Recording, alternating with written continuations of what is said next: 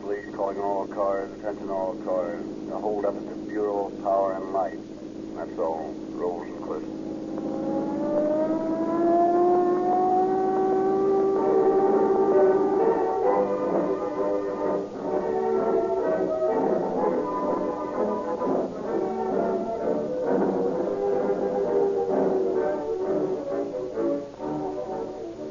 Refining methods make a great deal of difference in the quality of a gasoline. Old-fashioned methods fail to extract from the crude oil the essential elements that give a gasoline quick starting, instant power, and good mileage. Rio Grande cracked gasoline with tetraethyl is made by the up-to-the-minute method known as the cracking process. This refining method places the crude oil under terrific heat and pressure. This heat and pressure literally cracks the molecules of gas into millions and millions of even smaller particles. It is this breaking up of the molecules that gives Rio Grande cracked gasoline its smooth, effortless power. Also, its average of 10 points higher anti-knock rating over gasolines which are not cracked. Give Rio Grande cracked a fair trial. It costs no more than other non-premium gasolines, but you will notice the difference. And now tonight, Chief Davis has sent as his representative Inspector F.T. Hawtrey, who will now address you. Good evening, friends. I have come here this evening at the request of Chief of Police James E. Davis to bring you a story of vital importance to the citizens of this city. During the past year, economic stress has placed upon the citizenry burdens of immeasurable weight, affecting the lives of all persons paying taxes toward the support of our government. We feel that the story about to be portrayed for you over the radio is particularly interesting at this time because of its human interest and of particular interest to the tax-paying public. It concerns the theft of public funds from the Water and Power Department by a faithless employee and his gangster friends.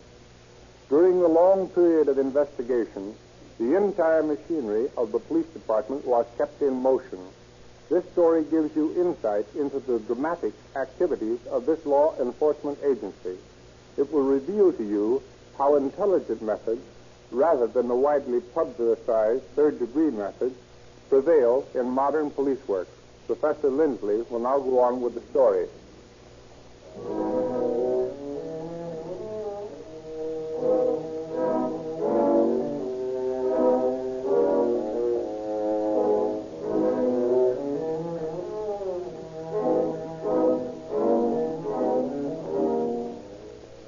In July 1927, the following advertisement is run in the classified sections of the Los Angeles newspapers. Big money for man with plenty of nerve and good head. Box number 6666. Of the many replies received by the anonymous leaser of Box 6666, a letter from one Andrew McDonald interests him most. He answers McDonald's note and makes an appointment with him. Well, Mr. McDonald, I like the tone of your letter. And I like the tone of your advertisement. Are you interested in a job that demands the qualifications of my advertisement? I'm interested, Mr. Peters, in anything that'll pay off. What do you mean, pay off? Anything that's worth the risk it requires. And I don't care what the risk is, so long as the job pays off in big money. Oh, I see. Well, would you consider $10,000 big money? 10 grand? Sure, that's a lot of dough. If you come out of it alive. Oh, you'll come out of it alive, all right. Well, what's your proposition? Well, I'm not convinced you're interested. Sure, I'm interested. Will you run a risk? That is, a little risk. For 10 grand? Sure, spill it. Okay. It's a payroll holdup. Sounds good. How big's the payroll? What do you care? 10 grand's your cut. Yeah, but listen. What's the matter? Isn't 10 grand enough? Sure. But what's it all about? And the less you know, the better off you are. I'm running all the risks. Okay. That's fair enough. All right. Now, I'll draw you a diagram of the layout. Here's Hill Street, see? Yeah. And here's Broadway. All right. Now, at 7 a.m. on the morning the payroll goes out, we come in the Hill Street entrance here. Then we go upstairs and walk over to the Broadway side and down to the second floor landing, which is here, see? Yeah, go ahead. All right. Now, we got green isinglass eye shades on like we were clerks. Yeah. We wait on this second floor landing until we see the cashier come in. Then we go down to the clerk's desk and pretend we're working. Yeah. And when we see the cashier open the safe to get out the payroll, we stick 'em up. Get it? Hey, How do you know so much about this layout? Well, I ought to know. I work down there.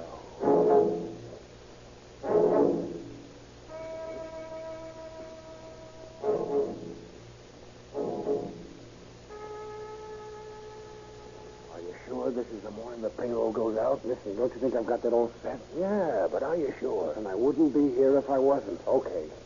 Give me that box of ammunition. I've got a load of gun. Oh, my God. What's the matter? Hey, listen, I looked at the apartment. Oh, you damn fool. How are we going to hold up a payroll without bullets in our gas? Well, wait a minute. Let me think.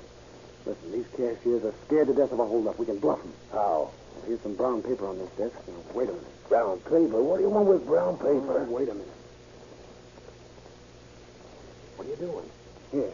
Now, tear this into pieces and stuff the chambers with it. Yeah, that's the idea. Oh. Now, plug it in pretty far. Like that? That's great, yeah. Looks like cartridges, see? Now, give me some. Uh-huh.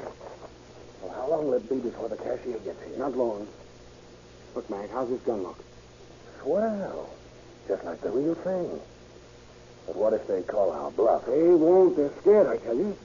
Okay, I'll take your word for it.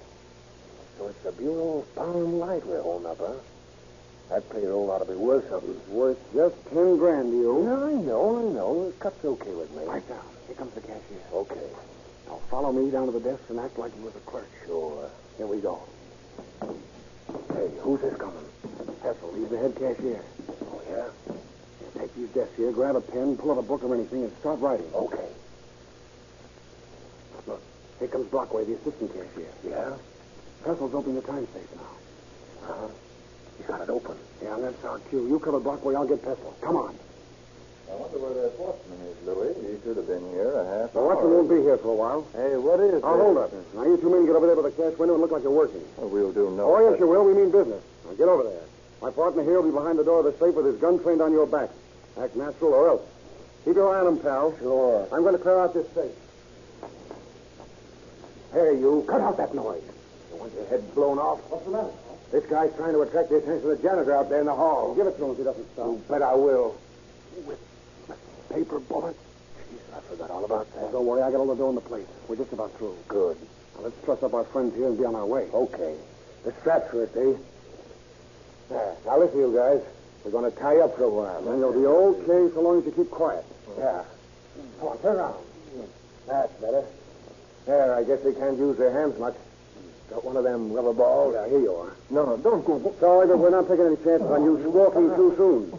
Don't mind the taste of that rubber. It's a new ball and quite clean. Hey, this other guy's stuff, too. All right, let's go.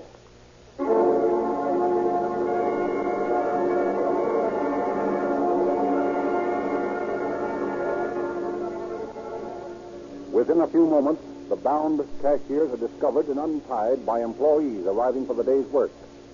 The police are notified, and Detective Lieutenants Pruitt, Sterrett, and Kopicek are detailed to investigate the scene of the crime. They questioned the victims closely. Now, Mr. Pestle, will you kindly tell us just what happened? Well, I came in at 7:30 to get the payroll ready, and I passed two men at that desk over there. That one by the cashier's cage? Yes, that's the one. Go on. Well, they both wore eye shades. They were bending over some papers, so I didn't pay any attention to them. I just thought they were a couple of night clerks finishing up their work. And then what happened? Well, when I got the safe opened and Brockaway here came in to help me with the payroll, these two men walked through the cage and held us up. They made us go over to the window there like we were working. And I tried to signal the janitor by jingling a letter spike, and the one with his gun on us threatened to blow my brains out. Who were you trying to signal? The janitor. He was out there in the hall cleaning up the drinking fountains. He was only about 10 feet away all during the time it was happening. Where is the janitor? Here I is, mister. I was right here. What do you know about this? I don't know nothing, mister. Didn't you see anybody in here? No, sir. I see these two gentlemen here, then I looked up and I didn't see them. I don't know nothing else. And you didn't hear anything? No, sir, I didn't hear nothing. Well, how come? It seems strange you wouldn't notice anything unusual. I don't know, mister, but I got my own troubles, you know. I got misery, I have. I got misery in my back and pains me something foul, you know. The doctor... Okay, but don't go away. I may want to talk to you again. Yeah, sir. I ain't going no place. I got a lot of troubadours to clean around here. Now I'll be right here in the general facility. Now, Mr. Pestle, what do these men look like? Well, they wore old clothes, sort of shabby. And they both had green eye shades. One of them had adhesive tape over the bridge of his nose. He seemed to be the boss. Yes, and he was about medium height and slender. He had sort of a hollow face, wouldn't you say, Pestle? Yes, I guess that's right. And oh, yes, he wore a wig, a black wig. I noticed it when he was tying me up. How about the other man? He's the one that tied me up. He was older and fuller faced. He had black hair. Did he wear a wig? Well, I don't know. Not much to go on. Hey, Jim, here's the gags they used. Oh, yes, we threw them down on the desk when they untied us. Rubber balls. Yes, they forced them into our mouths and taped them in. Pretty effective gags, all right. And, Jim, I found out that the payroll guard hasn't shown up yet. That's right. He wasn't here when I came in this morning. Who is he? His name's Hank Schaefer. He's night watchman at the power plant out near Slauson. On paydays, he comes in early in the morning and acts as guard. And he wasn't here this morning? No, and he hasn't shown up yet. It looks suspicious to me. Ed, you better get hot on this, Schaefer. Run him down as soon as you can. Sure thing, Jim. Now, gentlemen, the next step is at headquarters. You come along with me. We'll go over there and look through the mug book. Maybe we've got your eyeshade robber's portraits in there. Very well, Lieutenant. We'll be glad to. Let's go, then. And this way, please. Mr. Pestle. Mr. Pestle. What's happened? I heard there's been a robbery here. What's happened here? Oh, Schaefer. You're a little late, Hank. Yeah, I know, but I couldn't help it. This is the guard I was telling you about, Lieutenant. Although he's not much of a guard. While you were taking your time getting here, Schaefer, 2 men took $73,000 out of the safe. $73,000? Mein Gott in Himmel, but you should hear mine troubles. You should hear what happened to me. We'd like to. What did happen to you? Well, I was driving down here from the power plant at 7 o'clock, like I'm always doing on paydays. On that 95 and Central Avenue, 2 men in the big black sedan forcing me to curb. Then they jumped out and pulled a gun on me. Oh, they were real tough guys, too. And they made me get in the back of the car, and they throw a blanket over me. And then they drove me way out here in Orange County. And then they throw me out of the car and drive away. And I got right back as quick as I could here. What was the license number of the car? What? The license number. Collie, I didn't notice in the excitement. You didn't notice the license number? 9, that's right, 9.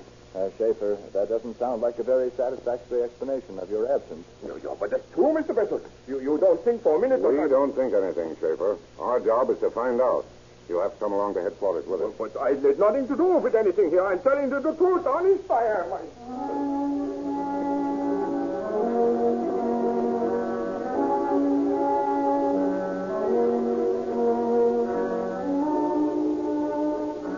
The watchman Schaefer is naturally the object of great suspicion, but an intensive search of his background fails to result in the discovery of any criminal record.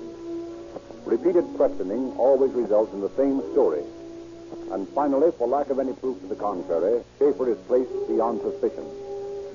Tessel and Brockway scan the mug book for pictures of the men who held them up, but their search is in vain. Underworld characters and even employees of the Bureau of Power and Light are kept under surveillance to determine whether they make any large deposits of money or any unusual purchases. Circulars bearing the meager description of the bandits and pictures of the paraphernalia used to assist identifications by means of modus operandi in case of future crimes elsewhere are distributed over the entire United States.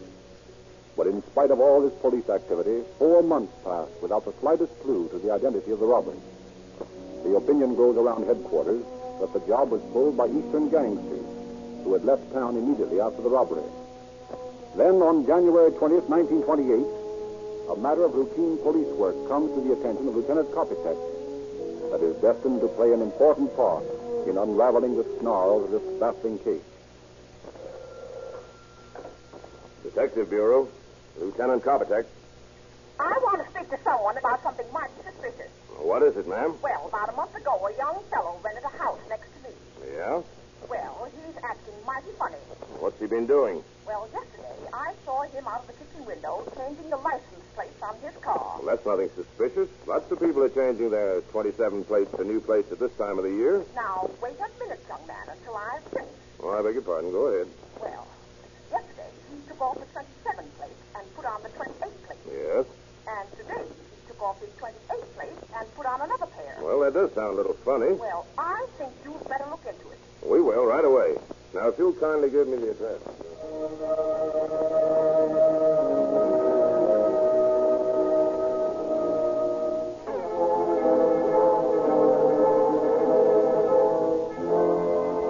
Lieutenant Kopicek, Pruitt, and Starrett lose no time in getting out to the Highland Park district and interviewing their informant in person. Now, you understand, Lieutenant, I don't want to be mixed up in this thing. I'm just doing my duty as I see it. This young man's actions look very suspicious to me, and this is a peaceable neighborhood, and we don't want any strange goings-on here. Well, what do you mean, goings-on? Have you noticed anything else?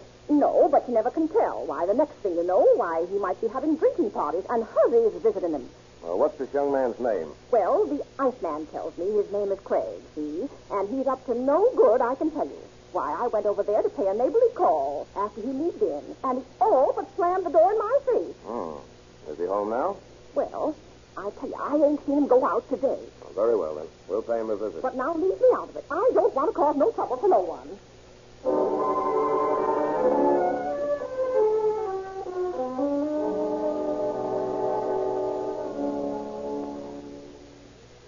Good. You guard the back way. Garrett and I'll try the front entrance. Try the door first before you knock. Go ahead. Somebody unlock. Oh, come on.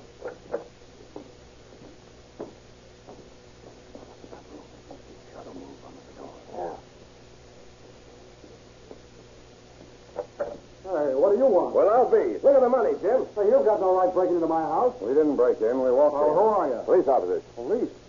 Oh, what do you want here? Looks like we want you. Yeah, but what Well, for? we'll see about that. What are you doing with all this money laid out on the carpet and the stove going full blast? Oh, I'm drying it out. It got wet. Yeah, where'd you get this money? It's my money. Where did you get it? Well, I stole some property up in Colorado a couple of months ago, and this is the money I got for it. Oh, yeah? Look at this, Ed. Bureau of Power and Light wrappings on this package of bills. Bureau of Power and Light? Oh, so you're the guy that pulled that job. Listen, I don't know what you're talking about. I got this money from a ranch I sold in Colorado. Oh, yeah? Come on, Starrett. Let's take this kid down to headquarters.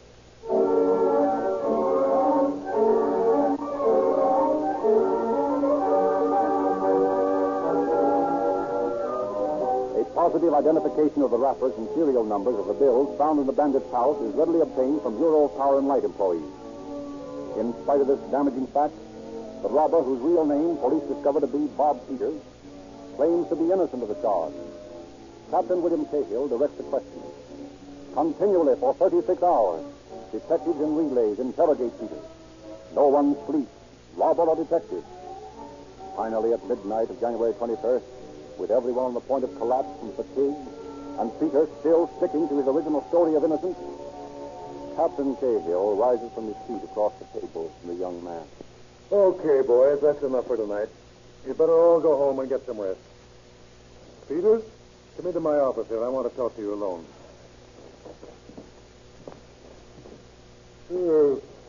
Sit down. No, take that chair over there. It's more comfortable. Here. Have a cigarette? Yeah, thanks. A light? Thanks. Pretty tired, aren't you? Oh, sure am.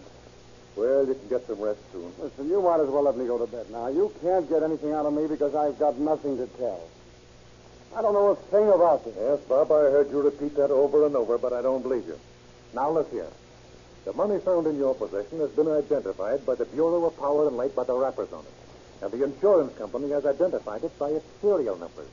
But even if you walked out of here tonight a free man, you'd never be able to spend $1 of that money. Now, we know you took that dough.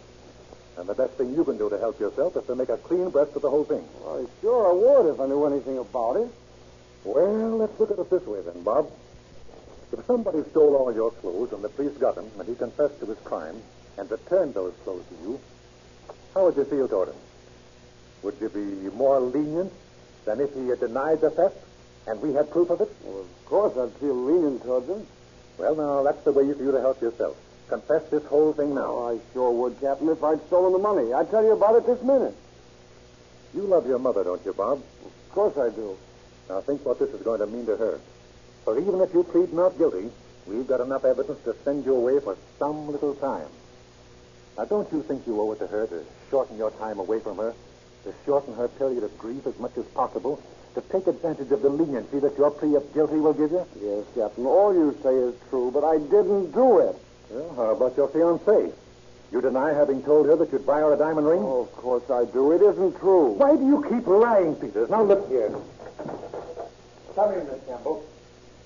I want Bob to hear from you or your lips The truth that he denied. Now, what about that diamond ring, Miss Campbell? Well, Bob told me he bought a diamond ring for me, and that he was going to give it to me. Thank you, Miss Campbell. That's all for the present. Boy, you didn't have to bring her into this. I couldn't help it, Bob. We've got to get to the bottom of this. And that's nothing to what she'll suffer if you go on the stand and try to prove innocence against the evidence that we've got on you. Think what the publicity will do. Think how the whole town will talk about her. You know what they'll call her? They'll call her a bandit's moll. Now, is that the sort of a thing to do to a sweet girl like that? A girl who has loved you and had faith in you? Because you've made a mistake, Bob. Do you think it's fair to drag her name through the mud? Now, do you? Okay, Captain. You win. I'll confess. I'll plead guilty. I'll do anything you want me to.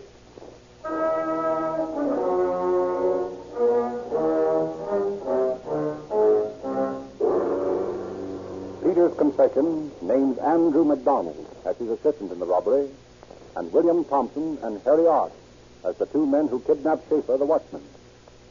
For their participation, McDonald had received $10,000, and Thompson and Arch $1,000 apiece. Following the holdup, Peters, who was on his vacation at the time, had spent a week and $200 in San Francisco, had then returned to his desk at the Bureau of Power and Light, remaining at work for 6 weeks to avert suspicion. He had deposited $5,000 of the money in 7 different banks under false firm names and had buried the rest. It was this buried money he was trying to dry out when the officers arrested him.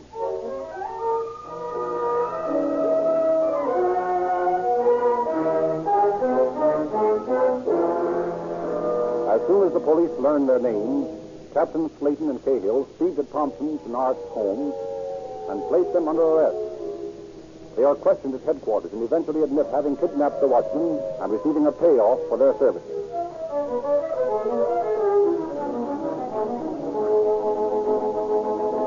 Meanwhile, a Los Angeles police car, bearing Lieutenant Pruitt and Sterrett, screams through heavy coastline fog south to San Isidro, where, according to replies to their statewide teletype, McDonald is publishing a newspaper. They arrest him just as he is hurriedly dressing preparatory to fleeing across the border.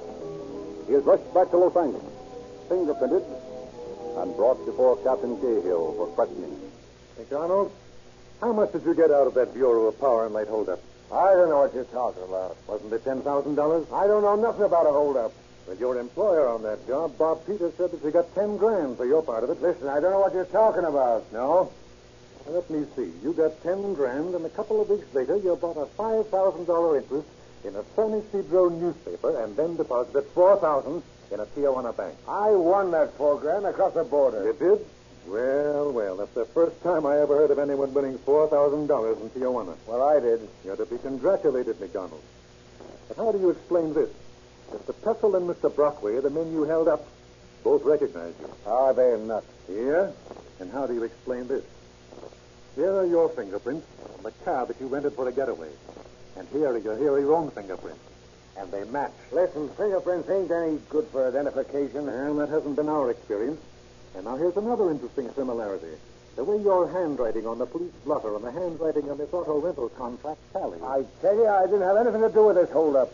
And yet your pals Peter, Thompson, and Arch all implicate you in their confession. I never heard of them before. It's a lousy frame-up, the whole thing. Somebody's trying to railroad me. McDonald, calm down. You're as guilty as the devil, you know it.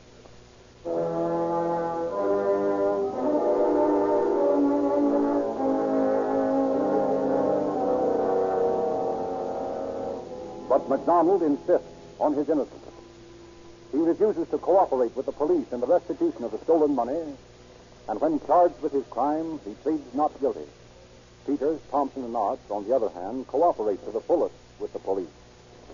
As a result of the $73,000 stolen, $48,000 in cash and $5,000 in property was returned. Peters, Thompson, and Arch, pleading guilty, are charged with second-degree robbery, and McDonald is charged with first-degree robbery. After the testimony, the men file into the courtroom to receive the sentence of the judge. Robert Peters, William Thompson, and Harry Arch, stand and face the court. You men have been found guilty of second-degree robbery and it is now my duty to sentence you. But your cooperation with the authorities following your arrest has been commendable. And in view of your attitude, this court is lenient and sentences you to serve from 1 year to life in San Quentin Prison. Andrew McDonald, stand and face the court. McDonald, before I pass sentence on you, have you anything to say? Sure I have, Judge. I've been framed. These three rats here put me on the spot. I didn't have a thing to do with this robbery. You still insist you are innocent? Of course I'm innocent. I'm being railroaded. McDonald, your attitude astonishes me. Throughout this whole proceeding, you have failed completely to cooperate with the authorities. In the face of damning evidence, clear, unimpeachable evidence of your guilt, you still claim you are innocent. I do. You seem to be asking the court to be severe on you. Go ahead. Spirit, you can't scare me. I'm trying not to, McDonald, but I intend that you shall serve as an example to other lawbreakers who in the future may want to take such a stubborn attitude as you have.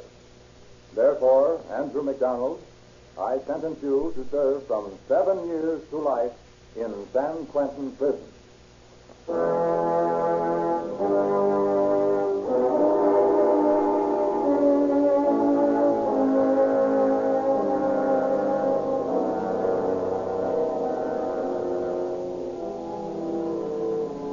This case shows so clearly the inherent stupidity in the criminal.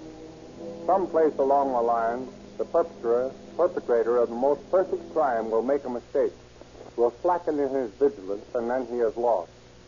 These mistakes, these let-ups of vigilance, are often, as not, born of a guilty conscience.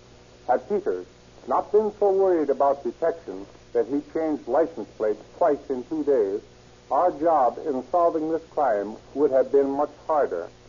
We, in the police department, had many opportunities to observe the truth of the old adage, give a man enough rope and hang himself. Thank you, Inspector Hossey.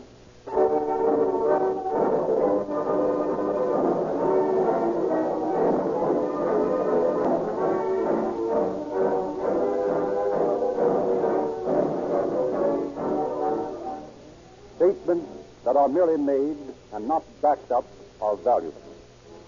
Statements that have undeniable facts behind them are worth your consideration. You'll never hear vague promises or semi-scientific claims made for Rio Grande cracked gasoline with tetraethyl lead, for it is the policy of the Rio Grande Oil Company to stick only to facts in their advertising. So when you hear the statement, for police car performance, use Rio Grande cracked gasoline, you know that it is true, and here's the reason. In the great Southwest, where Rio Grande products are sold, more police cars, fire engines, ambulances, motorcycles, and other emergency equipment use Rio Grande cracked than all other brands combined. These summer days are hard on most lubricating oils. However, you need never worry about burned-out bearings. If you've got Sinclair Pennsylvania or Sinclair Opaline motor oil in your crankcase, these oils are extra refined, giving them longer life, even under terrific temperatures. They are sold only in tamper-proof extra major cans, yet cost no more. Rio Grande has prepared for your information a complete list of forthcoming cases to be broadcast on Calling All Cars. May we suggest that you drive into your neighborhood Rio Grande service station tomorrow and ask for the Rio Grande radio log. It's free.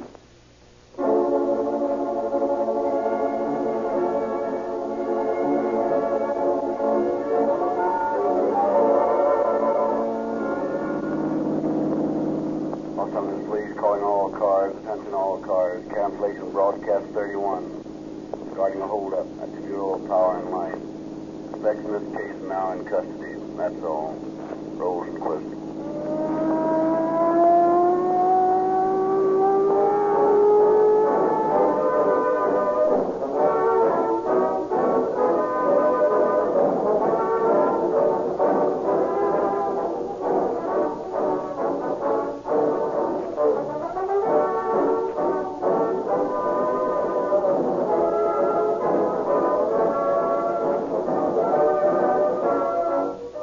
This This episode of Calling All Cars was prepared from the confidential police files by Madeline Kelly and adapted for radio and produced by William N. Robson.